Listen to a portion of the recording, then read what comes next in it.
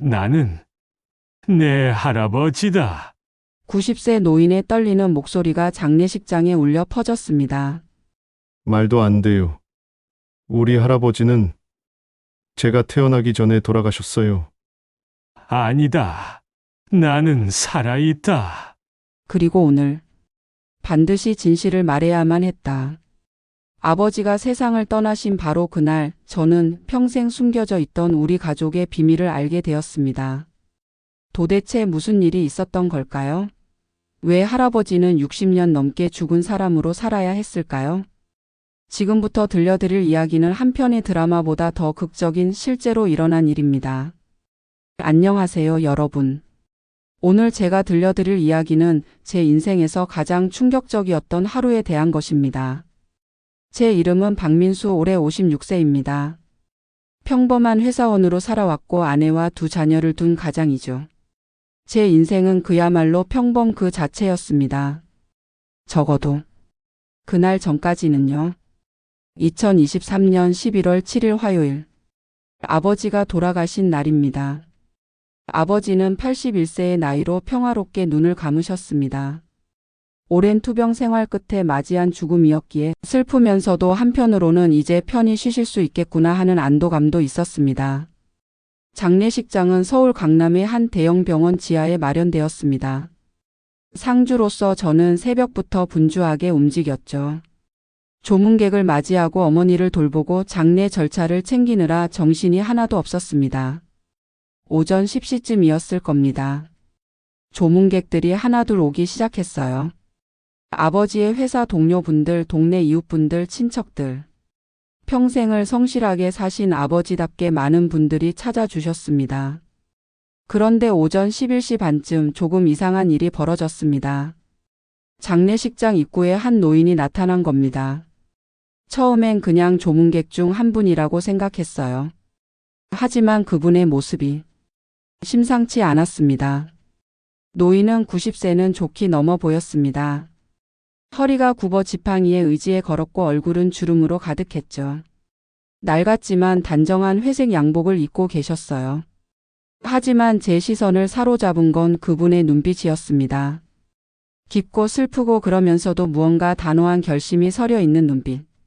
노인은 천천히, 아주 천천히 제게 다가왔습니다. 장례식장 입구에서 상주석까지 오는 그 짧은 거리가 마치 영원처럼 느껴졌어요. 상주분이십니까? 노인의 목소리는 나이에 비해 힘이 있었습니다. 네, 그렇습니다. 조문 감사합니다. 저는 고개를 숙이며 인사했습니다. 그런데 노인은 절을 하지 않았어요. 그저 제 얼굴을 한참 동안 물끄러미 바라보셨습니다. 민수야. 그분이 제 이름을 불렀습니다. 저는 깜짝 놀랐어요. 전혀 본 적 없는 분인데 어떻게 제 이름을 아시는 걸까요? 죄송하지만 어디서 뵌 적이 있나요? 아니다. 너는 나를 본 적이 없어. 하지만 나는 너를 알고 있다. 노인의 말이 점점 이상해지고 있었습니다. 저 고인과는 어떤 관계시죠? 제가 조심스럽게 물었습니다. 혹시 아버지의 오래된 친구분이신가 싶었거든요. 노인은 한참을 망설이더니 떨리는 손으로 안주머니에서 낡은 흑백 사진 한 장을 꺼냈습니다. 이걸 봐라. 사진을 받아든 순간 저는 숨이 멎는 것 같았습니다. 사진 속에는 젊은 남자가 있었어요. 20대 후반쯤 되어 보이는 그 남자는 제가 군대에 있을 때 찍은 아버지의 젊은 시절 사진과 똑같이 생겼습니다. 아니, 잠깐. 자세히 보니 조금 달랐어요. 얼굴형은 비슷한데 눈매가 좀 더 날카롭고 코가 조금 더 높았습니다. 이분은 누구십니까? 나다. 내가 젊었을 때 사진이지. 노인이 말했습니다. 그리고 이 사람이. 노인은 사진 속 옆에 서 있는 어린 남자아이를 가리켰습니다. 대여섯 살쯤 되어 보이는 아이. 내 아버지다. 박철수. 내 아들. 세상이 빙글빙글 돌았습니다. 무슨 말씀이세요? 아버지의 아버지, 그러니까 제 할아버지는 제가 태어나기 훨씬 전에 돌아가셨다고 들었습니다. 6.25 전쟁 때 행방불명 되셨다고. 행방불명이 아니다. 노인의 목소리에 힘이 실렸습니다. 나는 죽지 않았다. 도망쳤을 뿐이지. 도망쳤다고요? 그래. 나는 가족을 버리고 도망쳤다. 60년 넘게. 죽은 사람으로 살았다. 주변 조문객들이 우리를 쳐다보기 시작했습니다. 저는 황급히 노인을 장례식장 구석 상담실로 모셨습니다. 할아버지. 제가 떨리는 목소리로 말했습니다. 아직 믿어지지 않았지만 그 사진과 노인의 눈빛이 거짓말을 하고 있다고는 생각되지 않았거든요. 진짜 제 할아버지이십니까? 박영수 할아버지이신가요? 노인이 고개를 끄덕였습니다. 그렇다. 나는 박영수다. 내 친할아버지. 하지만 왜요? 왜 지금까지 나타나지 않으신 겁니까? 아버지는 평생 할아버지를 그리워하셨어요. 제 목소리가 커졌습니다. 감정이 북받쳐 올랐거든요. 노인은 천천히 자리에 앉으며 긴 한숨을 내쉬었습니다. 이야기가 길다. 그리고 듣기 편한 이야기는 아닐 게다. 하지만 철수가 죽었으니 이제는 말해야 할 때가 된 것 같구나. 저는 노인 앞에 앉았습니다. 손이 떨렸어요. 커피를 마시려 했지만 컵을 제대로 잡을 수가 없었습니다. 말씀해 주세요. 할아버지, 무슨 일이 있었던 겁니까? 노인은 먼 곳을 바라보며 이야기를 시작했습니다. 1950년 6월 25일. 그날이 모든 것의 시작이었지. 전쟁이 터졌을 때 나는 26이었다. 철수는 겨우 5살이었고 내 할머니 김순자는 23의 젊은 아낙네였지. 우리는 서울 종로에 살았다. 작은 쌀가게를 운영하며 그럭저럭 살아가고 있었어. 평범하지만 행복한 삶이었지. 전쟁이 터지고 사흘 만에 북한군이 서울에 들이닥쳤다. 세상이 하루아침에 지옥으로 변했어. 처음엔 집에 숨어 지냈다. 하지만 북한군들이 집집마다 돌아다니며 젊은 남자들을 끌고 갔지. 강제 징집이었어. 어느 날 밤 우리 집 문을 두드리는 소리가 들렸다. 인민군이었어. 나를 데려가려는 거였지. 할아버지의 목소리가 떨렸습니다. 순자가 나를 달하게 숨겼어. 철수를 안고 문을 열고는 남편이 피난 갔다고 거짓말을 했지. 인민군들이 집을 뒤졌지만 다행히 나를 찾지 못했어. 하지만 그들이 떠나면서 경고를 했다. 일주일 안에 내 남편을 찾아내지 못하면 너와 내 아들을 반동분자 가족으로 처리하겠다고. 그게 무슨 뜻인지 알지? 죽인다는 뜻이었어. 나는 공포에 질렸다. 내가 잡혀가면 나만 죽는 게 아니라 가족까지 위험해질 수 있었어. 고민 끝에 나는 결심을 했다. 도망치기로. 혼자 남쪽으로 피난을 가기로 한 거야. 순자에게 말했지. 내가 없으면 너희를 안전할 거라고. 나중에 전쟁이 끝나면 꼭 돌아오겠다고. 할아버지의 눈에서 눈물이 흘러내렸습니다. 그날 밤이 마지막이었다. 철수를 안아보고 순자의 손을 잡아본 게 새벽에 몰래 집을 빠져나와 한강을 건넜어. 다리는 이미 끊어져 있었고 나는 물에 빠져 죽을 각오로 헤엄쳐서 건넜지. 부산까지 걸어서 갔다. 한 달이 넘게 걸렸어. 굶주리고 얼어 죽을 뻔하고 여러 번 죽을 고비를 넘겼지. 부산에 도착했을 때는 완전히 다른 사람이 되어 있었다. 몸무게가 20kg은 빠졌고 온몸에 병이 들었어. 여기까지 말하고 할아버지는 한참을 말을 잇지 못했습니다. 저는 물을 한 잔 따라 드렸어요. 할아버지는 떨리는 손으로 물을 받아 마셨습니다. 계속 말씀해 주세요. 부산에서 나는 미군 부대 근처에서 일을 했다. 자빌이었지. 짐을 나르고 청소를 하고 1951년 초 서울이 다시 수복되었다는 소식을 들었다. 나는 미친 듯이 기뻐했어. 이제 가족에게 돌아갈 수 있다고 생각했으니까. 하지만 할아버지의 목소리가 갈라졌습니다. 하지만 그때 나는 큰 실수를 저질렀다. 부산에서 한 여자를 만났어. 이옥순이라는 이름의 여자였지. 그녀도 피난민이었고 가족을 모두 잃은 상태였어. 우리는 서로를 위로했다. 그리고 가까워졌지. 저는 할아버지의 다음 말을 예상할 수 있었습니다. 옥순이 임신을 했다. 1951년 여름이었어. 나는 패닉 상태에 빠졌다. 서울에는 아내와 아들이 있고 부산에는 임신한 여자가 있었으니까. 양심의 가책을 느꼈다. 하지만 동시에 두려움도 컸어. 옥순을 버리고 서울로 가면 그녀와 아이는 어떻게 되는 거지? 고민하고 또 고민했다. 그리고 비겁한 선택을 했지. 할아버지는 자신을 향해 침을 뱉듯 말했습니다. 나는 서울로 돌아가지 않기로 했다. 옥순과 새로운 삶을 시작하기로 한 거야. 스스로를 합리화했어. 전쟁통에 얼마나 많은 사람이 죽었나. 내가 죽었다고 생각하면 될 거라고. 순자는 과부가 되어 재가를 할 수 있을 거라고. 1952년 옥순과 정식으로 혼인신고를 했다. 새로운 이름으로. 박영수가 아니라 김영수로. 딸이 태어났고 그 후로 아들 둘이 더 태어났다. 부산에서 작은 구멍 가게를 차리고 살았지. 세월이 흘렀다. 10년, 20년, 30년. 서울 가족 생각이 안 난 건 아니었다. 특히 철수. 내 아들.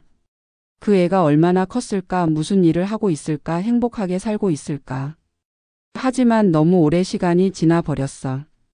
이제 와서 나타나면 모두가 더 힘들어질 거라고 생각했지. 그렇게 60년이 지났다. 할아버지는 얼굴을 두 손으로 감쌌습니다. 그런데 한 달 전이었다. 우연히 신문에서 철수의 사진을 봤어.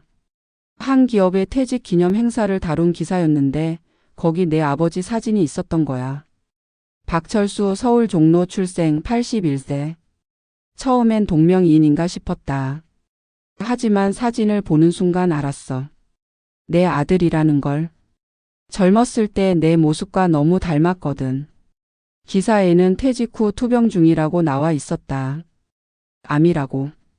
나는 즉시 부산에서 서울로 올라왔다. 기사에 나온 병원을 찾아갔어.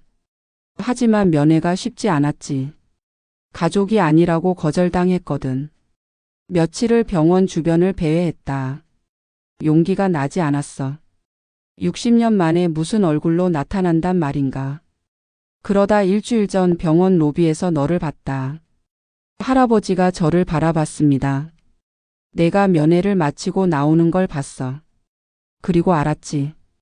내가 내 손자라는 걸. 철수를 닮았더구나.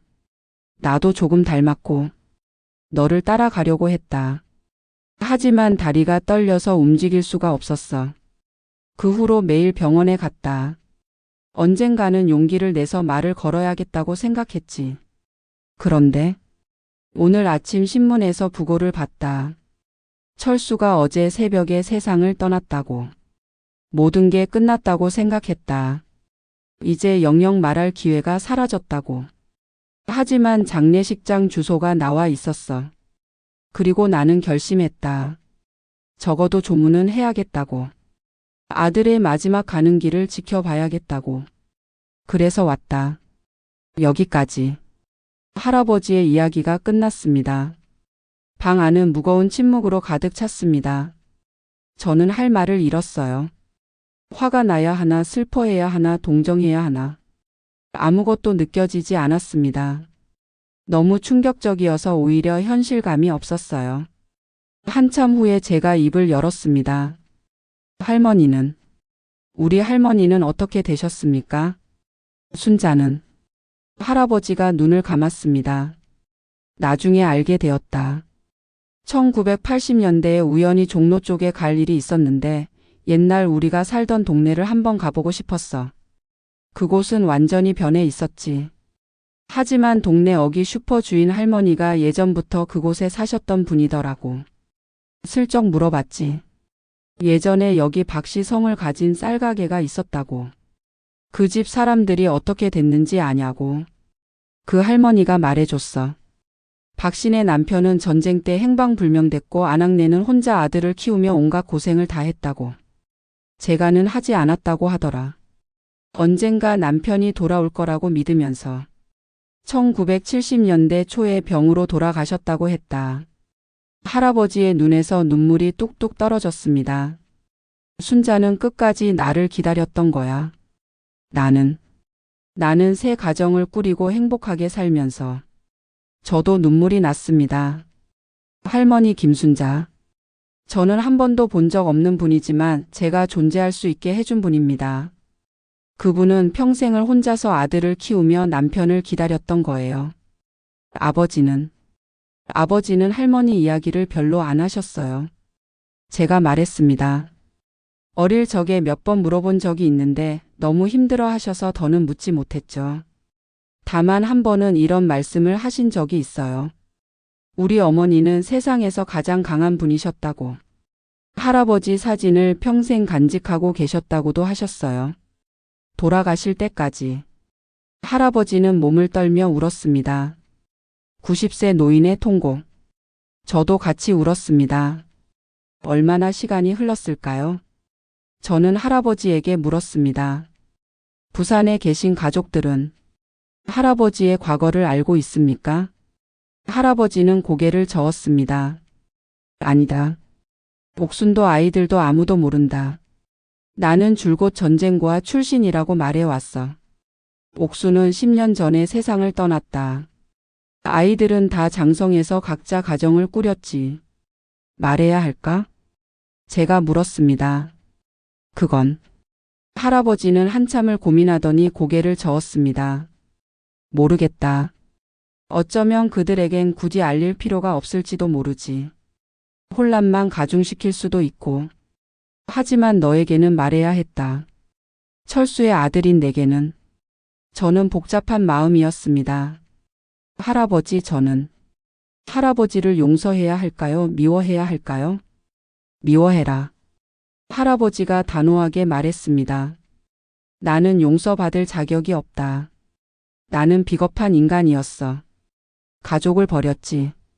변명할 여지가 없다. 전쟁이 힘들었다고? 다들 힘들었어. 그래도 대부분은 가족을 지켰지. 나는 새로운 사랑이 생기자 옛 가족을 잇기로 선택했다. 비겁하고 이기적인 선택이었어. 할아버지는 자리에서 일어났습니다. 이제 가봐야겠다. 마지막으로 철수에게 절이나 하고 가야지. 잠깐만요. 제가 할아버지를 붙잡았습니다. 어머니한테 말씀드려야 하지 않을까요? 어머니? 내 아버지의 아내. 저희 어머니요. 시아버지가 살아계셨다는 사실을 아셔야 하지 않을까요? 할아버지는 고개를 저었습니다. 아니다. 그럴 필요 없다. 오늘은 철수를 보내는 날이야. 혼란을 주고 싶지 않다. 하지만 민수야. 할아버지가 제 어깨에 손을 올렸습니다. 오늘 일은 너와 나만 알고 있자. 내 어머니께 내 가족들에게 꼭 말해야겠다면 나중에 해라. 하지만 굳이 그럴 필요는 없다고 생각한다. 나는 60년 전에 이미 죽은 사람이야. 오늘도 그냥 조문객 한 명으로 왔다 가는 거다. 저는 할 말을 찾지 못했습니다. 할아버지는 장례식장으로 돌아가 아버지 영정 앞에서 긴 절을 올렸습니다. 그리고 조용히 장례식장을 떠났습니다. 저는 그 뒷모습을 지켜봤어요. 지팡이의 의지에 천천히 걸어가는 90세 노인의 뒷모습. 그게 마지막이었습니다. 그로부터 2년이 지났습니다. 저는 할아버지의 말씀대로 그날 일을 아무에게도 말하지 않았어요. 어머니에게도 아내에게도 형제들에게도. 다만 할아버지가 주고 간 그 낡은 사진 한 장은 소중히 간직하고 있습니다. 젊은 시절 할아버지와 어린 아버지가 함께 찍은 사진. 가끔 그 사진을 꺼내 봅니다. 그리고 생각하죠.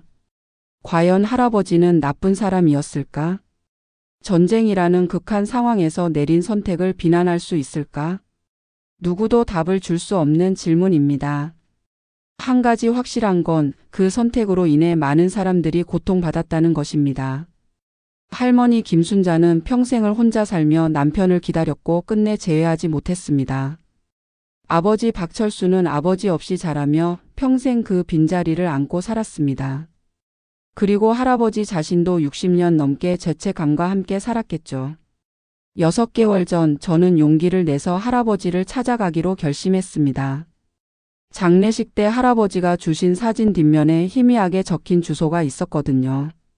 부산의 한 주소였어요. 주말을 이용해 부산으로 내려갔습니다. 오래된 주택가였어요.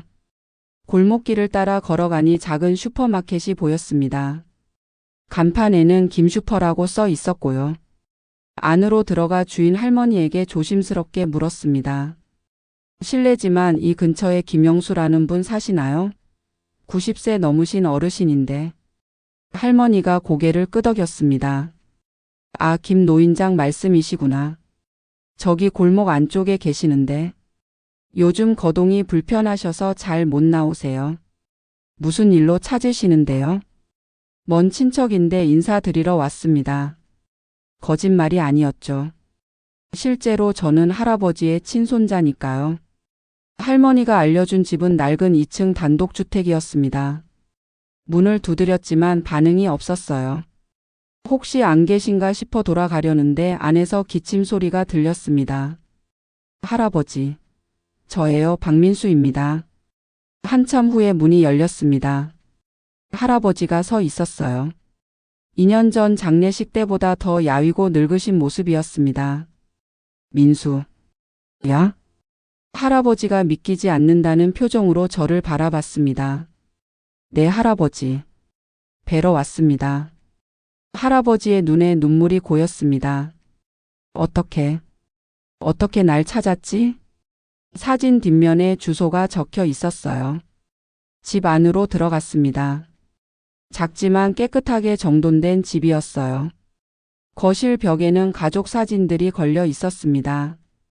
할아버지와 돌아가신 할머니 옥순, 그리고 3명의 자녀들과 손주들. 차라도 한 잔. 할아버지가 부엌으로 가려다 비틀거렸습니다. 제가 얼른 부축했어요. 제가 할게요. 앉아 계세요. 녹차를 끓여 2잔을 따랐습니다. 우리는 마주 앉았습니다. 왜 왔느냐? 할아버지가 물었습니다. 궁금해서요. 뭐가? 할아버지가 어떻게 사셨는지, 그리고 후회하시는지. 할아버지는 차를 한 모금 마셨습니다. 후회? 네, 매일 후회한다. 60년 넘게 매일매일. 할아버지의 목소리는 쉬어 있었습니다. 하지만 그렇다고 해서 내가 내린 선택이 바뀌는 건 아니지. 나는 비겁했고 그 대가를 평생 치르며 살았다. 자식들에게 말씀하실 생각은 없으세요? 없다. 그들에게 나는 전쟁고아 출신의 아버지일 뿐이야.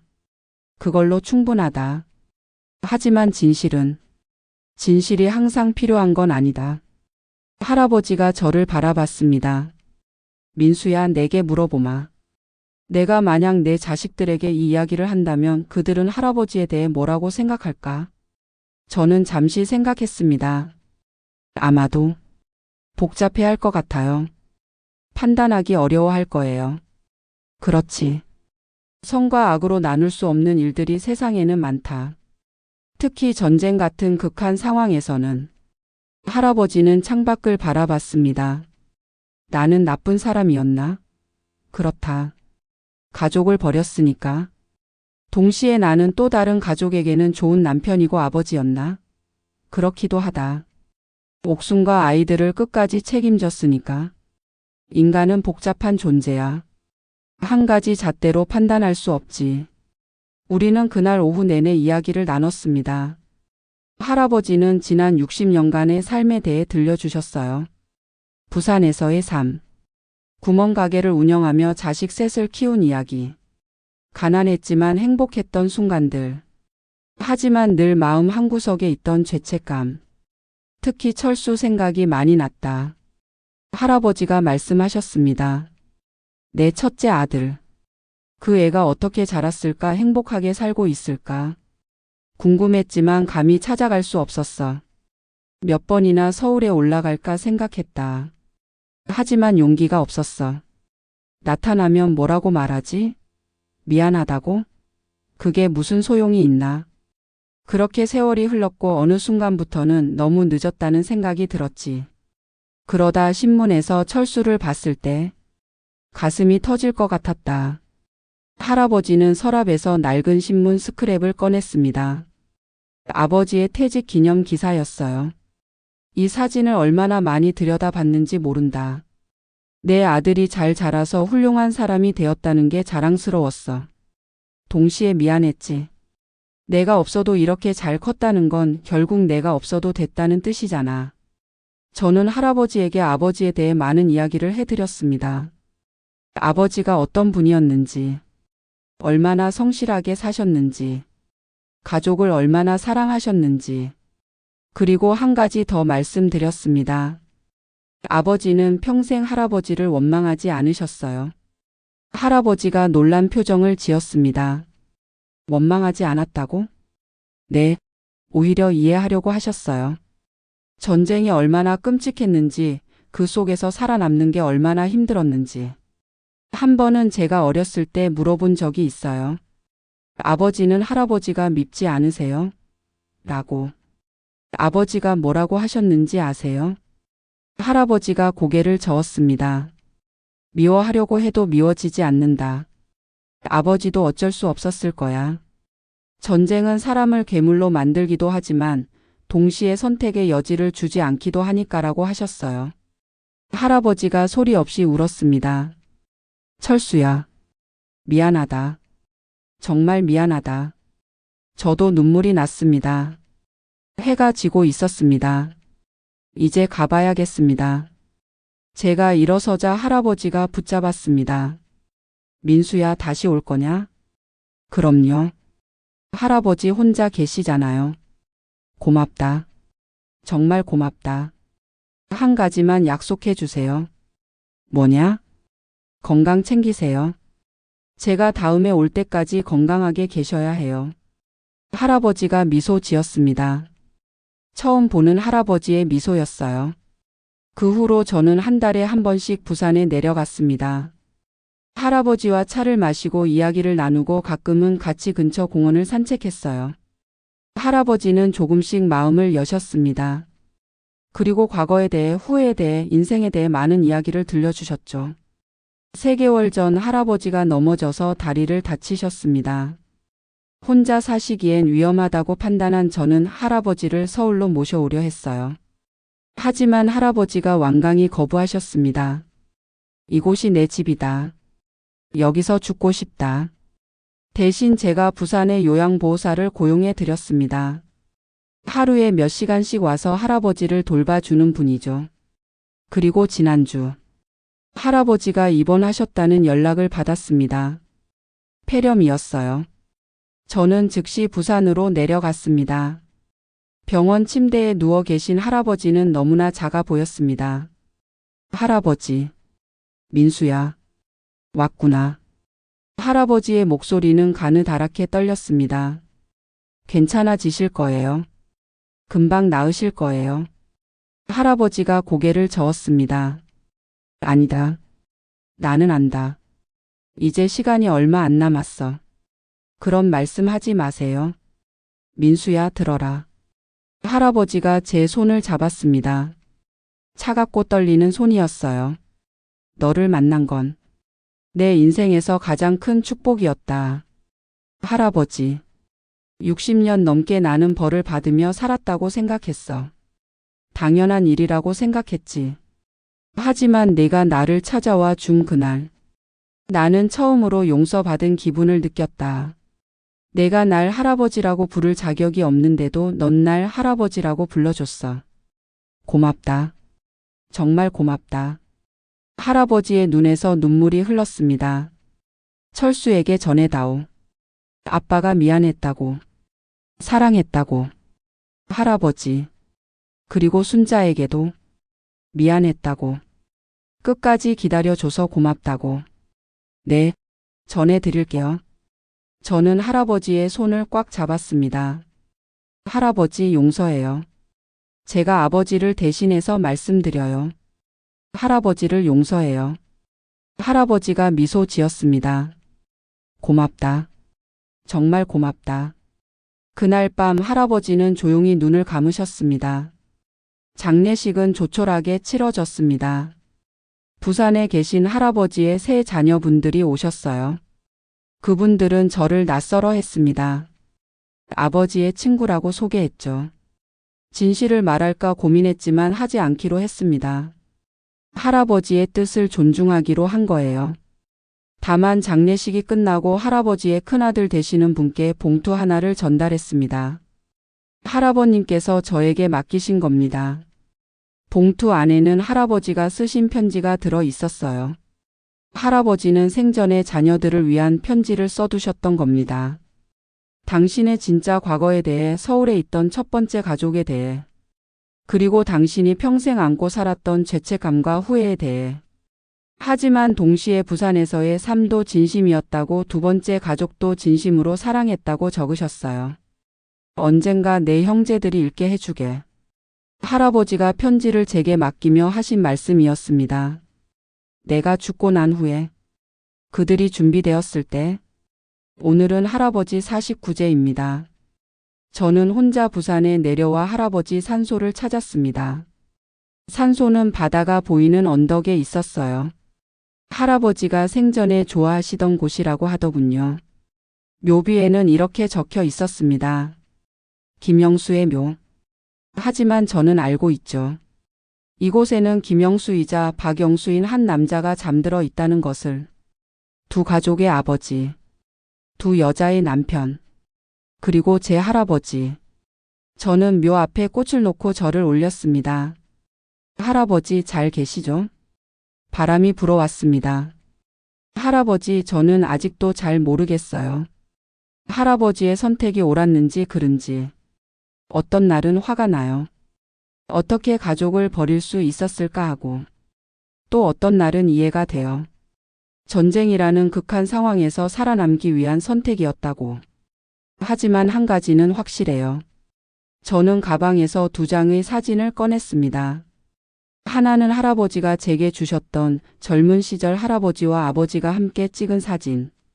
다른 하나는 부산에서의 할아버지 가족 사진. 할아버지는 두 가족 모두를 사랑하셨어요. 그것만은 거짓이 아니었어요. 두 사진을 나란히 묘비 앞에 세워두었습니다. 이제 두 가족이 함께 있어요. 비록 사진으로만이지만. 바람이 더 세게 불었습니다. 저는 일어서서 바다를 바라봤습니다. 넓고 푸른 바다. 수평선 너머로 해가 지고 있었어요. 문득 깨달았습니다. 할아버지의 삶은 마치 이 바다 같다는 것을. 표면만 보면 평온해 보이지만 깊은 곳에는 수많은 이야기와 아픔이 숨어 있는 것. 그리고 우리 모두의 삶이 그렇다는 것을. 누구나 남에게 말하지 못하는 비밀이 있고 후회가 있고 아픔이 있습니다. 그것이 우리를 나쁜 사람으로 만드는 걸까요? 아니면 그저 불완전한 인간으로 만드는 걸까요? 저는 아직 답을 모르겠습니다. 다만 한 가지는 알게 되었어요. 용서는 죽은 자를 위한 것이 아니라 산 자를 위한 것이라는 것을. 할아버지를 용서함으로써 저는 제 마음속의 짐을 내려놓을 수 있었습니다. 그리고 이제 앞으로 나아갈 수 있게 되었어요. 할아버지, 편히 쉬세요. 저는 마지막 절을 올리고 산을 내려왔습니다. 산 아래 마을에는 저녁 연기가 피어오르고 있었습니다. 사람들이 집으로 돌아가는 시간. 가족들과 함께 저녁을 먹을 시간. 평범하지만 소중한 일상의 시간. 저도 서울로 돌아가 가족들과 함께 해야겠다고 생각했습니다. 그리고 언젠가 제 자녀들에게 이 이야기를 들려줘야겠다고 생각했어요. 증조 할아버지에 대한 이야기를. 완벽하지 않았지만 나름대로 최선을 다해 살았던 한 사람의 이야기를. 지금까지 제 이야기를 들어주셔서 감사합니다. 이 이야기를 통해 여러분께 전하고 싶었던 것은 무엇일까요? 인간은 선과 악으로 나눌 수 없다는 것. 모든 선택에는 그 나름의 이유와 배경이 있다는 것. 그리고 용서는 상대방보다 우리 자신을 위한 것이라는 것.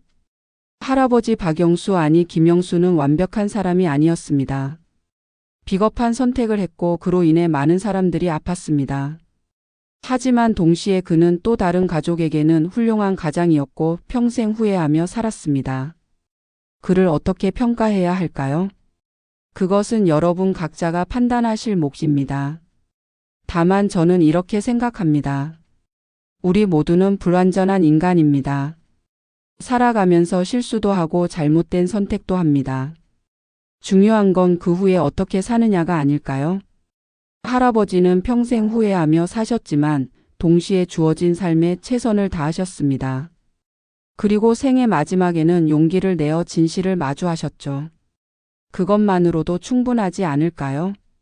여러분, 혹시 여러분도 마음속에 품고 있는 비밀이나 후회가 있나요? 누군가에게 하지 못한 말이 있나요? 너무 늦었다고 생각하지 마세요. 할아버지는 90세가 되어서야 진실을 말씀하셨지만 그래도 말씀하신 겁니다. 용기를 내세요. 용서를 구하세요. 그리고 용서하세요.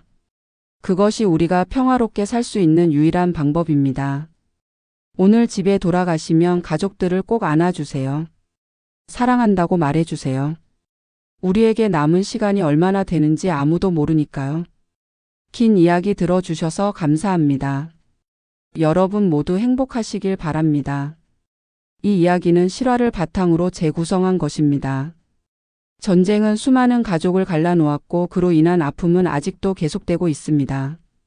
이 이야기가 전쟁의 비극을 다시 한번 생각해보는 계기가 되었으면 합니다. 그리고 우리 주변에 아직도 치유되지 못한 상처를 안고 사는 분들이 많다는 것을 기억해 주세요.